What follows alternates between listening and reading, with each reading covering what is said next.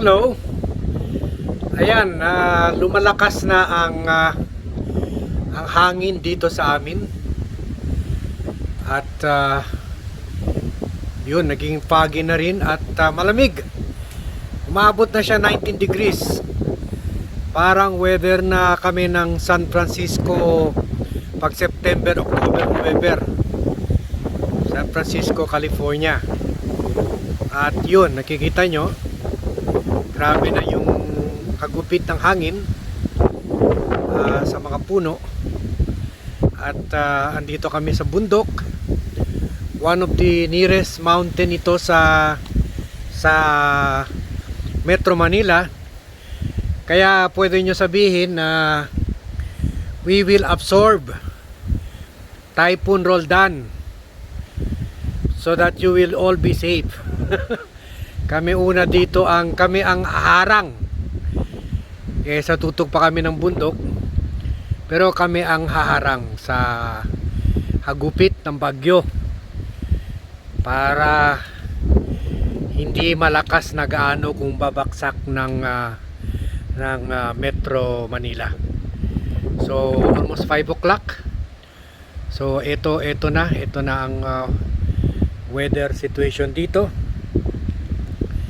At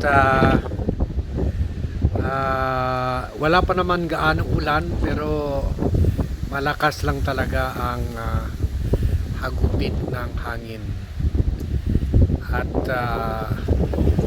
nagiging parang madilim na rin. Hindi ko matadadala yung camera ko sa lakas. So dito kami we will weather the storm here, 300 meters above sea level and at the outskirts of Manila. At ito naman yung other view sa likuran ng bahay. May mga iba-ibang bundok rin dyan sa likod namin, pero halos hindi na namin makikita. Covered na siya by fog. At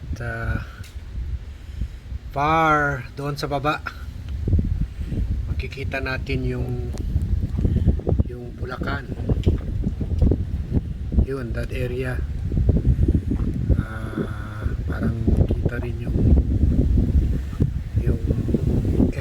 SM doon. Yun, sa gitna SM yun. So that's Bulacan. So dito kami, we are actually in San Mateo, Rizal. At ito, border ng Marikina and Quezon City. Bale, never kami magkakabaha dito kasi obviously mataas yung lugar. Pero ang problema namin dito yung hagupit ng malakas na hangin, kasi kumbaga defenseless talaga itong lugar namin except yung mga maliliit na puno na binabantayan rin namin kasi baka pwede matumba papunta sa bahay. So ito ang danger na hinaharap namin dito. Kaya please join us in praying for ourselves, for all of you, and the entire country. Sabi sa mga news, nagsisimula na daw lumakas doon sa Cavite. Dito medyo nothing out of the ordinary pa naman. Maga normal sa aming ganito na malakas ang hangin at saka fog at saka lamig. So nagja-jacket na kami. So we'll see and pray for the best. So ingat po tayo lahat, and we will be updating you on the situation from the mountains.